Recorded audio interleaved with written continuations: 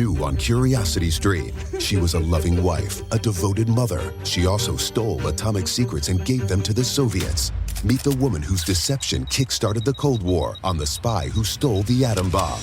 And what if they catch you? Then I shall be shot. They're coming! Come back! relive history's most death-defying escapes. It's Impossible Escapes, Civil War. Watch now on Curiosity Stream. Annual plans are $20, just $1.67 a month. Visit curiositystream.com. $20 million, $19 million, $6 million. These are all awards recovered for clients of Phillips Law Firm. To win big, you have to fight big. And Phillips Law has been fighting the too-big-to-fail insurance industry for decades. Not every case will have a multi-million-dollar outcome, but Phillips Law will fight just as hard to recover the outcome you deserve. If you or a loved one has been injured in a car accident or on the job, call or click today at 1-800-JUSTICE or visit justiceforyou.com. What's up? It's your boy, The Ted Smith. Thanks for listening to the Men's Room Daily Podcast. Want more? Check out the greatest podcast in all the land, The Podcast. Be sure to subscribe and listen to a brand new episode every Tuesday night. Unfortunately, what you're about to hear is real. The members of this radio program are simply not that bright, or what some people would call educated. They are merely stupid. They're not trying to offend anyone on purpose. And all have played doctors on TV. You have been warned and are cordially invited to join the party. This is the Men's Room. Forget it, man, and get with the countdown. Get with the countdown. Shake this square world and blast off for Kicksville. The trippers, the grasshoppers, the hip ones, all gathered in secrecy and flying high as a kite. This is the Men's Room with Miles and Thrill. You know what they say, shake your radio more than 3 times, and you're playing with it. You're listening to the Men's Room. And away we go. Welcome to Season 16, Episode number 3538. Along with Steve the Thrill Hill, the Ted Smith, and Mike Hawk. Montgomery. And 2 are in the Men's Room. On tap today, the return of Who Sucks Less. We will play Profile This. Plus headlines, a Men's Room shout of the day, fun with listener emails, and everyone's favorite, TV Time with Ted. Clack, clack. Drunk. All right, here we go. Florida woman blasts huge fart in a Dollar Tree checkout line before threatening to cut a man.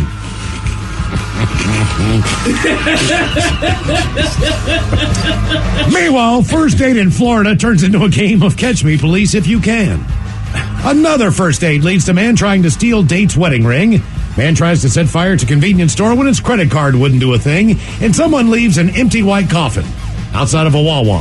That is all coming on today's very special episode of The Men's Room. And now, here's the question. Hola, bitches. Good day to you and yours. All right, let's face it. People who run marathons, they love to let people know that they run marathons. And yes, Mike, they are crazy. Mm-hmm. And while your 26.2 sticker is very impressive, just know that your marathon run, it's child's play compared to the marathon run of a guy in Spain. And I only say this because he ran a marathon, but unlike you, he has no stomach. He has no colon. He has no rectum. And he has no something else that I can't read. Doesn't matter. But I ask you, if you run a marathon, go ahead, top that. Then there's the story of the British woman. She's a quadruple amputee. She was given a 0% chance of survival. Well, not only is she still alive, but she just gave birth to her first child. So like the marathon runner with the missing internal organs, she overcame some serious physical odds.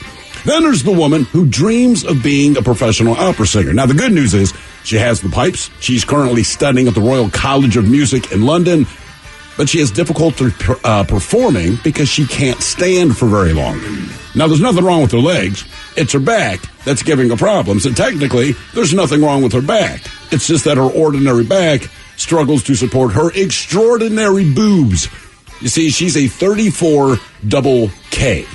That is a lot of boobage, and it's causing her problems. But hey, we all have problems. And today, we kind of want to know, look, whether it's genetics, something medical, through abuse, or maybe it's just age, we want to know, What could you never do or can't do anymore because your body won't let you? Be a part of the Big Show. Call 206-421-ROCK. Like the Men's Room on Facebook. Follow us on Twitter and Instagram at Men's Room Live. And send those emails to the Men's Room at KISW.com.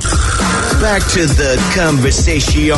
This is the Men's Room with Miles and Thrill. 99.9 KISW. Oh, the show is and away we go. Welcome to season 16, episode number 3,538. What a large and in charge program we have for you today. Guaranteed future repeat. Once again, the exciting return of Who Sucks Less. I don't know how you do it, Steve.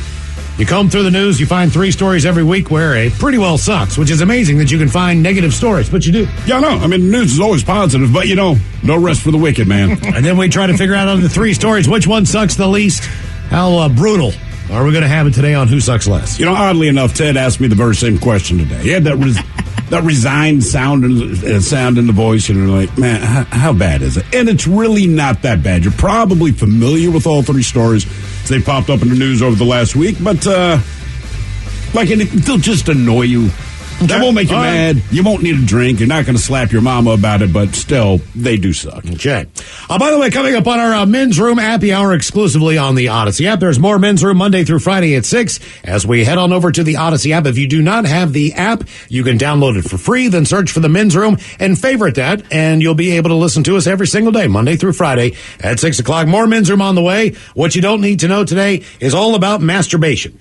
So we're going to have a good time as we get into episode number 31 already of the Men's Room Happy Hour. We've done a whole month. That's insane. That was amazing. That went by pretty quickly. All right, our question today, what could you never do? Well, September's here, for crying out loud. This is insane, too. I woke up this morning. You're right. I don't know. Maybe it's because it's 31 days. I was like, man, August. Come on, August. Let's go. Yeah. We're in, it feels like football season, doesn't it? It does. Feels like we should be watching some football right now. I mean, just kind of a little bit cooler out. We're into September. We're getting close. I think there's maybe a college game on ESPN this afternoon. You know what? There might be. There is. I'm just giving you that smile because Maryland's playing West Virginia Saturday. This Saturday. Yes, sir. It is going down. Yeah, it's been a while since those 2 teams have played. Last time, believe it or not, this was way back in Baltimore, but the last time that West Virginia played Maryland, to my recollection, Ted and I put a bet down that the loser would shave their ass. Oh, I remember that. Okay. So Maryland just absolutely thumps West Virginia. I mean, I don't even think it was a close game by any stretch of the imagination. So I agreed to shave my butt on the air, which I did. The problem was we were on the air. Right. So, and I was just shaving in a bowl of water, and by the way, oh my God, don't ever do that. Because I'm telling you what, as far as infected hairs are concerned, and the way they try to come in, a couple days later, 2 or 3 days later, I was so itchy. I mean, that's why I would shave my ass. It's like my butt had like I'm gonna wax mine. a million zits on it. You know what I mean? It was absolutely horrible. But that is sexy. We take this bowl, and it's just got this huge pile of hair on top of the water. And I don't know how it happened, but someone took it into the kitchen because we were going to try to dispose of it.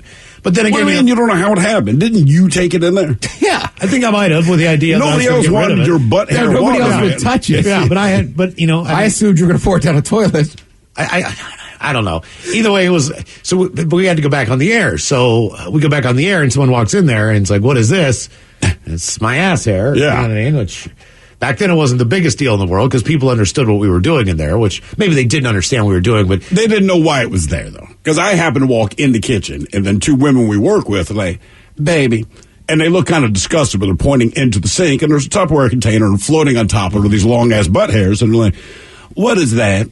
So I kind of looked at it. I said, honestly, man, I said, it's the hair from Miles's ass. Mm-hmm. They didn't ask another question. Yeah. They looked disgusted and left. I'm like, look, it's true. Next day I walk into the office like, Miles, why'd you shave your ass in the air? Sheila, I lost a bet.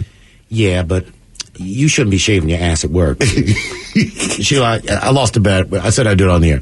Yeah, that's just nasty. Yeah, as if you're doing it for right, just to look good. Unfortunately, Miles, that is not the last time they played because you guys beat the crap out of us. Oh, yeah. Okay. But either way, you're right. Feels like fall. Football's back. That's Let's right. get it. Okay, on to our question. What could you never do or can't do anymore because your body won't let you? We start with the runner known as Juan Duel, 36 years old.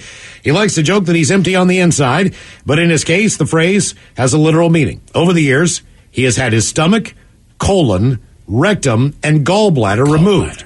But he has learned to live without them. Juan's sad but inspiring story began when he was only 13 years old. It was then that he was diagnosed with a terrible hereditary condition called, familial multiple pulposis. Polyposis? Doesn't matter. You just don't want it. He's got a 99% chance of developing cancer of the digestive system. Jesus. His grandmother and uncle died of the same thing. His father had undergone surgery of the bowels to avoid succumbing to the same fate. At age 19, right after finishing high school, Juan underwent a tough operation to have his colon and rectum removed. Now, sadly, that was only the beginning. Your colon and your rectum removed. Now, you still have the part, it just doesn't function, correct? I don't know. I mean, he's missing, like, everything. Mm-hmm. Everything I thought you needed. Yep. 10 years later, Juan's situation had worsened. Disease had affected his stomach, so he needed to have that removed. He had a hemorrhage. It almost cost the young Spaniard his life. He miraculously managed to pull through. But his troubles did not end there.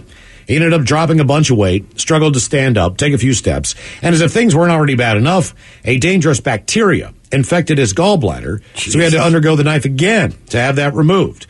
I lost 50% of my body mass, and I was completely without strength, said Juan.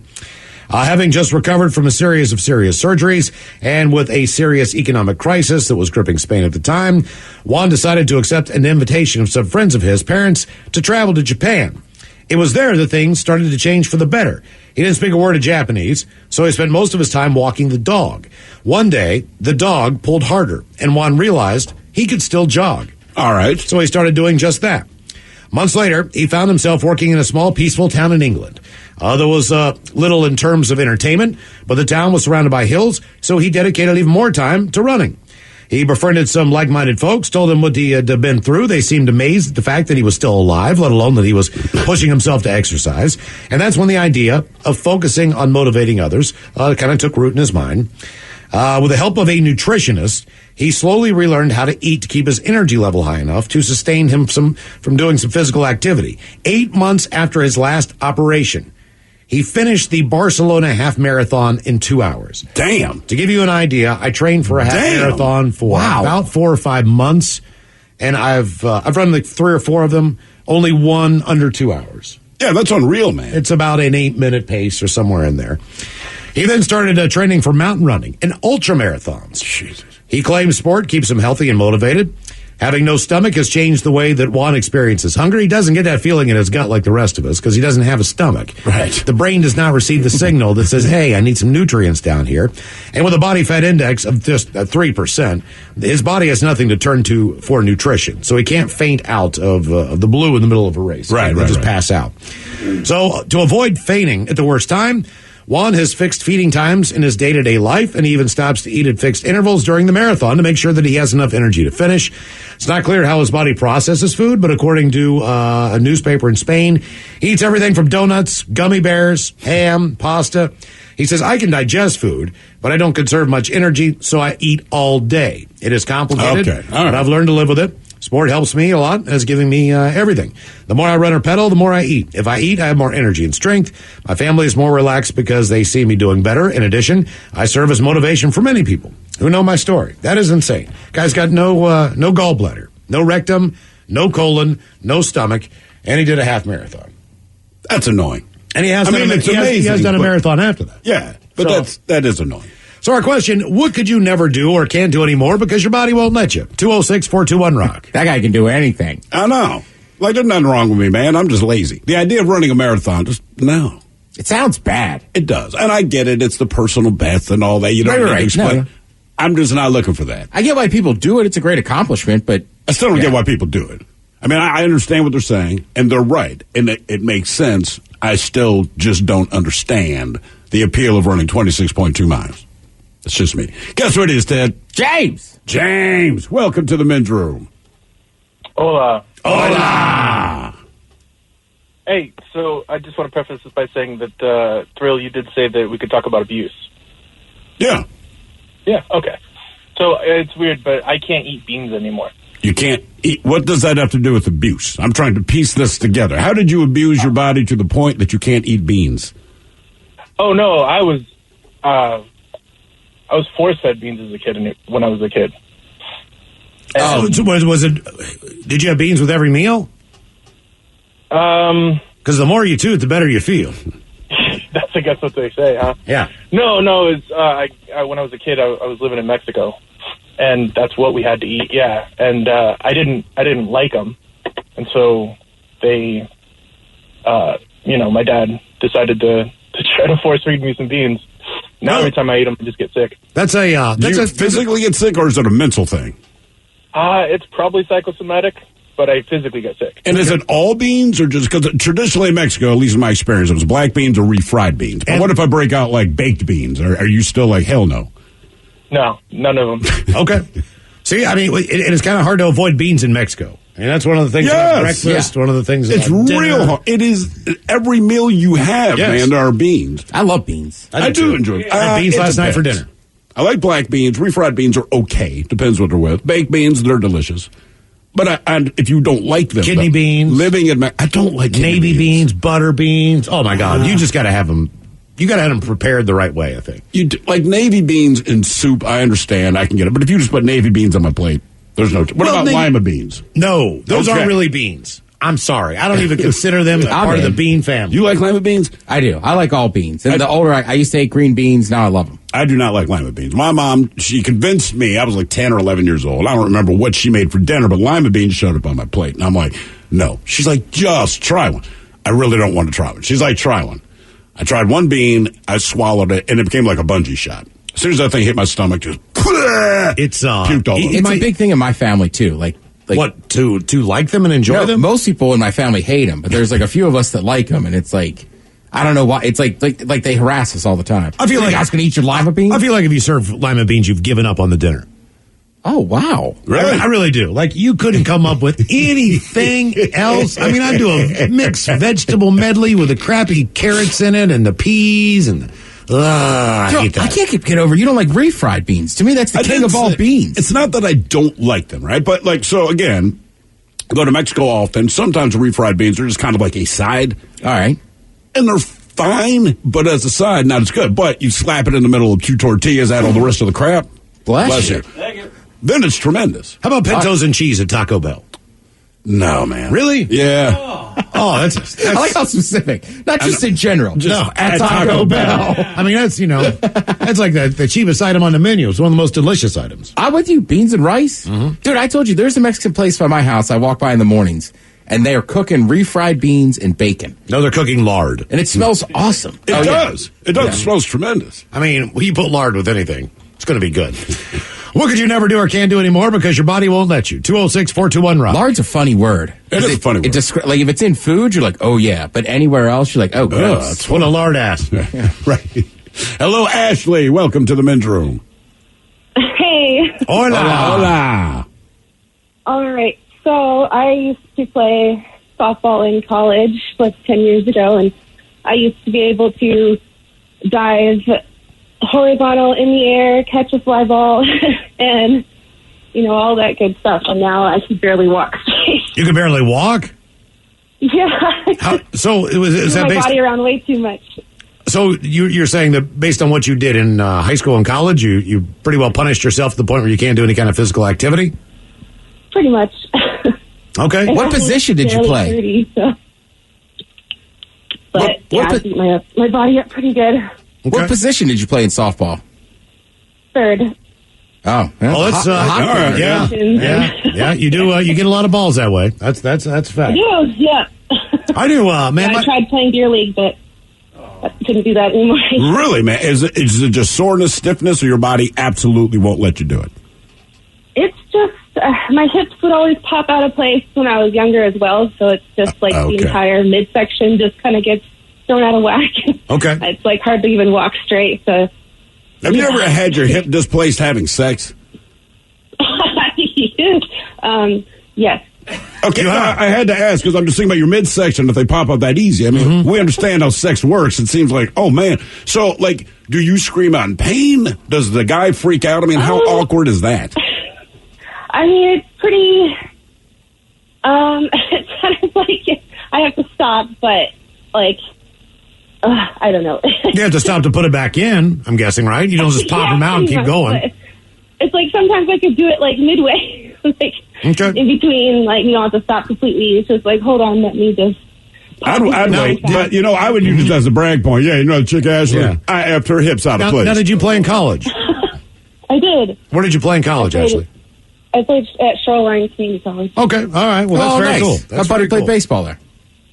Yeah. My neighbor, Bill Simler, this guy, he was a 3-sport athlete in high school. Because that's the way you did it in a small town. You know what I mean? You played basketball, he played baseball, he played football. He played running back and like safety and football. And you would think that those 3-4 years of his life absolutely ruined his life. Because he lived right next door to us. And he was a Glory Day guy. Right. He was definitely a little bit more of an Uncle Rico. He still was talking about the days and all that stuff, you know what I mean? And he would show you the newspaper clippings and all that stuff. He could barely cut his grass. Really? He could barely walk up. And I was just like, and at the time, like, I'm in high school. I'm playing a few sports myself. I'm like, what the hell's wrong with you? Like, what did you do to your body? And he busted both of his knees out. He was completely debilitated. He always like, Mouse. He called me Mouse. He's like, Mouse, can you help me cut the rest of the grass? I'm like, yeah, Bill, I'll help you cut the grass. He had a kegerator. He had a pool. He had all this stuff in his backyard because he needed the pool for physical therapy. But he also built a tennis court in his backyard, right? But he couldn't play tennis. I was going to say, is he playing tennis? No, he couldn't because his knees hurt so bad. Should try a little pickleball. He just wanted one. There you go. Exactly. Tennis for old people. Then he died of COVID. What could you never do or can't do anymore because your body won't let you? Didn't get vaccinated. 206-421-ROCK. 99.9 KISW. The men's room is in progress. Due to graduate from London's Royal College of Music, June of 2022. Maddie Borum hopes to use her perfect pitch to become a professional opera singer. But the weight of her breast makes it difficult to stand up straight as she sings.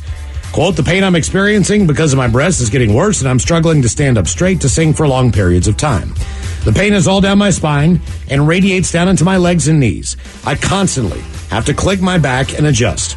As an opera singer, you have to hold yourself in a certain way when you sing. We were rehearsing for a concert one day recently, doing a choir piece. It was a day of standing up and sitting down, and by the end of it, I could barely stand anymore because of the pressure my boobs were putting on my back. Rehearsals are just agony for me now. Maddie hopes to reduce her cup size to more manageable C or D and discuss getting a breast reduction earlier this year. She could get it reduced to an H, and she's still better than she is now. She's now decided to crowdfund for private treatment and needs to raise about 7,000 pounds for surgery. Her breasts are 34 double K. That is insane. 34 double K. Our question, what could you never do or can't do anymore because your body won't let you? 206-421-ROCK. 4 double K. Double K. I was looking at her picture. It's just, I don't even know how to explain what it looks like. She does not have a big frame. She just has gargantuan breasts. And no, Ted, I did not include the picture in that article. I know. I just look. I want to see her name. I understood what was happening there. I know what you're doing. By the way, one comment rolls in. It says, roller derby. 3 years of playing for the Rodeo City Roller Girls out of Ellensburg. I destroyed my knees, but I had the time of my life. By the way, my derby name was Shirley Wackahoe. Shirley Wackahoe. That's all right, Shirley. That is a great name. That's a trailer park name right there. Hello, Joe. Welcome to the men's room. Leroy Jenkins. Let's do this. Leroy Jenkins. What's up, guys? I just spoke to you yesterday. I'm the guy with the Disney commercial waffle maker. Oh, okay. You're 2 for 2. Either that or you're just bored as hell. Maybe a bit of both. Okay. So I am no longer able to do planks or push-ups, or I'm an electrician. I can't get in crawl spaces or attics or practice martial arts anymore because a lady ran a traffic signal and hit my van and flipped it over. Oh. And it lacerated my spleen. So I went to the hospital, obviously, and they had to split me open, my abdomen, cut it in half to take my spleen out because I was bleeding to death. Where exactly in your body is your spleen? Like if I'm... It's like around your stomach. Okay. All right. Is it kind of in front, behind, or beside? Kind of a little bit in front, kind of like upper right. Okay. Could you sit up in bed if you were laying on your back? Oh, yeah. Yeah. Okay. It's just that, since my abdominal wall was cut in half and they actually had to do it twice, it's just I'm at an extremely high risk of getting like a hernia or something like that. So why did they have to cut you open twice? Did they like leave a scalpel in your ass or something? Or well, so they took out my spleen, and when they do something like when they remove an organ, your body has to reattach to everything else that's in there to resupport it. Okay. And one of the attachment points pulled a kink into my intestines. Ooh, jeez. Oh, so you couldn't crap. Yeah, exactly. So they had to split me wide open again and cut out that piece of intestine. How big was that bowel movement once the surgery was done? It wasn't big because it was basically liquid because I'd gone 13 days without food. Oh, but Jesus. It was the most atrocious smelling. Like if you took 100 dead skunks that had just sprayed their anal glands and crushed them together, that's kind of what it smelled like. Like I was ashamed of myself. Do you have do you have any recollection of the accident? I mean, were you conscious when they were there? Yeah, actually, I remember the entire thing. It's just what's funny is the hospital screwed up and they released me. I think I only had broken my rib. And about an hour later, I was having breakfast with my wife, trying to track down my van because we needed to get my wallet out of it and stuff like that. And I went into shock. And 20 minutes later, I blacked out and woke up, like 7 days later. Now, let me ask you this: Did their insurance company end up paying for all your medical bills and all that stuff? The person that hit me? Yes. No, she had jack crap for insurance. She had the state required minimum of $25,000. So it was my underinsured motorist policy that paid for everything. Damn. Okay. Now, let me ask you one more thing. You said your first bowel movement smelled like the express anal glands of 1,000 dead skunks. 100 dead skunks. Yes. Was your wife privy to this as well, or were you alone? Oh, no. She had the joy of, she had the joy of smelling it, and she also had to help me get in and out of the bathroom because I couldn't do it under my own power fully yet. I had to get help. Did she at least get helped out of bed? Look, man, I would tell you, I'd be like, listen, I'll help you out of there. We got to wait like 20 minutes. Like that, the room's got to clear, man. Yeah, I think I probably offended half the floor that I was on because it was brutal. Oh, you did this in the hospital? Yeah. Yeah, dude. Yeah. Last time I was in the hospital, I was over there one night, but the guy on the other side of the curtain, I don't know what he was in for. I never even physically saw him. But I remember you get a whiff of something. And I'm like, this smells like straight up S, right? It's maybe like 2 o'clock in the morning. And then you hear the splashing in the bedpan. Ooh. And dude, he had some kind of really bad diarrhea. But I mean, like, he was constantly splattering this bedpan, man. And again, we never saw each other, but he even, when it was clear that the stink had filled the room, there's no way to act like the stink wasn't there. He offered a sorry. I'm sorry. I'm like, bro, there's nothing either of us could do about it. Yeah, it's the hospital. It was more the sound. I mean, it was just constant. Like, God damn. Do you mind if I hit the nurse button? Yeah, I almost wanted to call her and like, hey, not me. Yeah. Homie Next over door. there. Right. Something, man. What could you never do or can't do anymore because your body won't let you? 206-421-ROCK. Hello, Mark. Welcome to the men's room. Hi. My name's Mark. I was in a DOA motorcycle accident January 31st, 1977. Not that I memorized the date. And I can't ride a Harley anymore because my mom sold it. Do you still live with your mom? No, I live in an adult family home in Everett. Okay. So how old were you in 1977? 19. All right. My girlfriend was 15 and a half. They weren't able to revive her, but for some reason they were me. Okay. Yeah. Those were the days. So did you ever get on a motorcycle again in your lifetime? Yeah, I've owned 7 Harley. It was a Honda 360 CB. Okay. All right. Yeah. But I've owned 4 Big Twins and 3 Sportsters since then. All right. Okay. Well, like anything else, I know a lot of people who've got into an accident on 2 wheels, and that was just the end of it for them because they realized how close they were. Sure. I mean, it's like anything. Like you do things when danger happens. It's like juggling knives. I was on Westlake. And you cut your hand, and you're like, well, I don't juggle knives anymore. I'll stick with juggling tennis balls. I was on Westlake, and I had the first scooter I had really skinny tires on it. It wasn't like So, of course, I get into the I get into the slut train tracks. Yeah. So there are ruts that go down into the ground. Got to cross those tracks at 90 degrees. Oh, my God. Right, I was straight across. I was going with them. You know what I mean? But I was in that bus lane. So playing with danger. I get in there, my tire sticks, and I start swimming. And I'm like, oh, God. So I lay the bike down. I'm on my ass, and I look up, man, and there's a bicycle above my head. And I realize that the bicycle is on the front of an MTA bus. Oh, Jesus. You know what I mean? So, like, the bus, he just, like, stopped. And I look up and I'm like, oh, my God. Like, I'm fine from laying the bike down, but almost got ran over by a bus. And that's a crowded intersection. How many people I was down got there, to witness down there your by the grace? Whole Foods. Yeah. I did it right there, man. I was like, wow. Good luck, I just popped it right back up, man, and got on and kept driving. But, I mean, still, it's just like, that was not good. No. And then it got stolen like 2 weeks later. Yeah, going across those tracks and then going across the drawbridges. Terrifying. They call those cheese graters. Human cheese graters. Human cheese graters. What could you never do or can't do anymore because your body won't let you? 206-421-ROCK. Wouldn't that just be a human grater? At that point, yes. Don't talk sense. No sense. Let's say a human cheese grater. I'm like, right, but it's only grating people. Yeah, so but technically, it's describing, like if you said a human grater, it's like, what kind of grater do you mean? So, right, if you say God damn it, it's a human grater. You say a human grater, I think of an annoying person. A human grater. Yeah, it just grates my frickin' nerves. All right, here comes Grady. Hello, George. Welcome to the men's room. Hola, bitches. Hola. Good day, sir. Good day.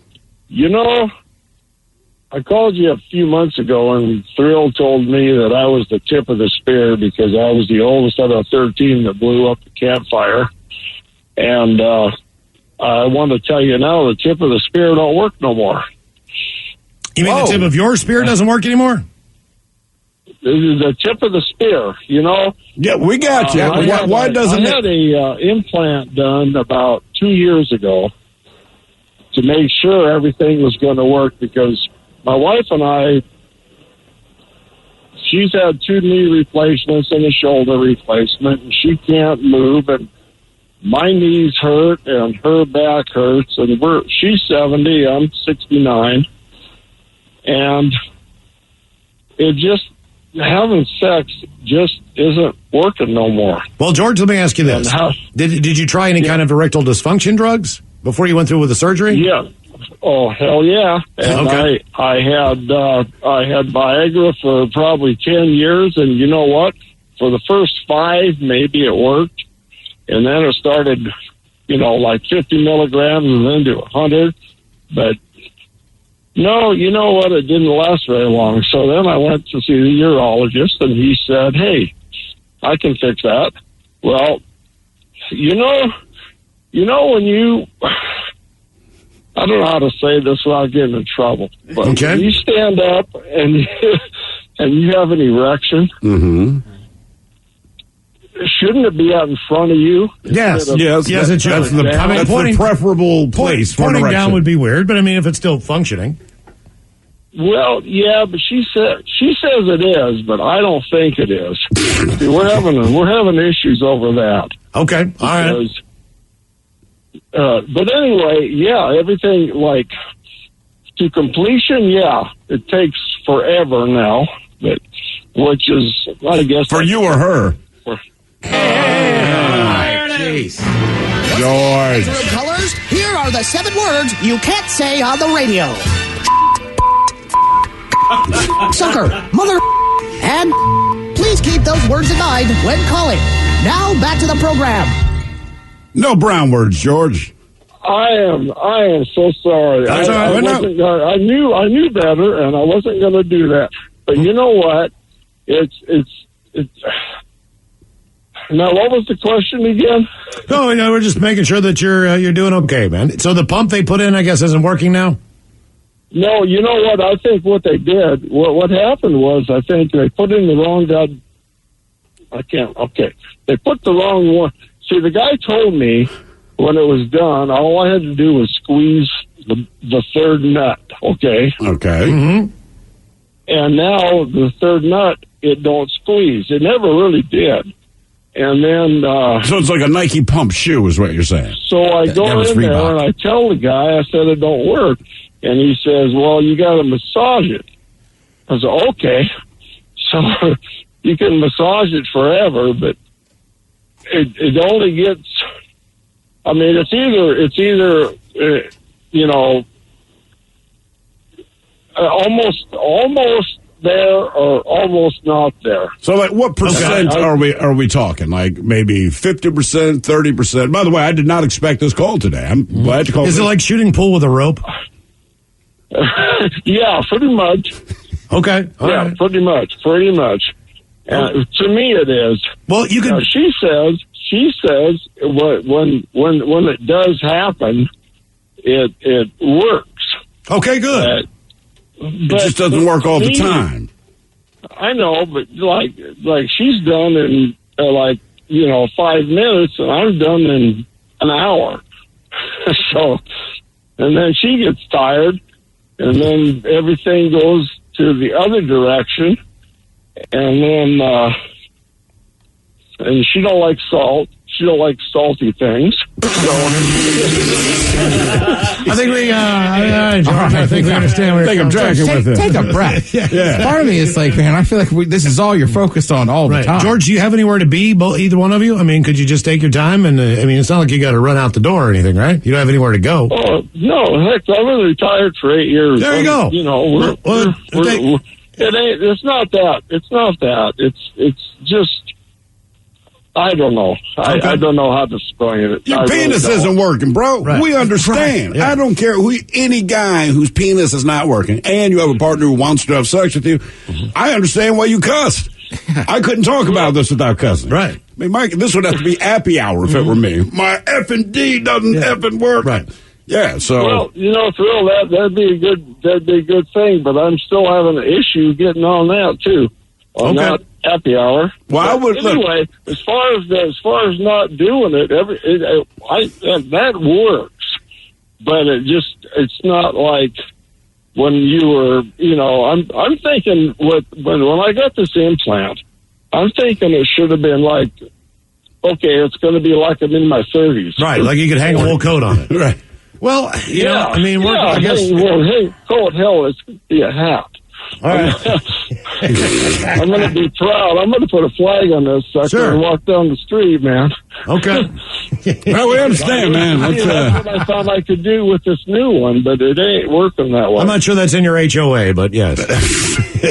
Right. You have to take the flag off your penis. It's not about the penis and you naked, sir. You're just not allowed to put a flag up in the neighborhood. There's no college team penis flags in this neighborhood. I will say that everybody sympathizes with George. Yeah. They're like, God damn. Someone else. This caller's making me hope I die young. Oh. What could you never do or can't do anymore because your body won't let you? 206-421-ROCK. New on Curiosity Stream, he allows them their riches Putin has to be the richest of the rich. in exchange for their loyalty. The oligarchs have supported someone for president that they underestimate. The illicit affair between Russia's elite and the man who rules them on Putin and the oligarchs. And World War II Normandy, an obscure battle training session takes a tragic turn. Uncover the one secret military catastrophe on the secret D-Day disaster. Watch now on Curiosity Stream. Annual plans are $20, just $1.67 a month. Visit curiositystream.com. $20 million, $19 million, $6 million.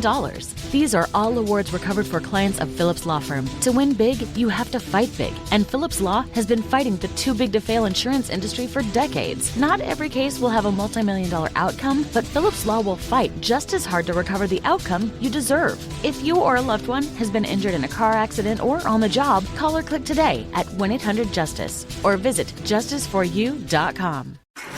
In the wee hours of the night, when everyone else is fast asleep, you're the one on third shift, burning the midnight oil. When a part fails and everything comes to a grinding halt, regardless of what the clock on the wall says, you leap into action. Grainger is with you and all the ones who get it done. With 24/7 customer support by phone or click to chat. Call, click Grainger.com, or just stop by. Grainger, for the ones who get it done.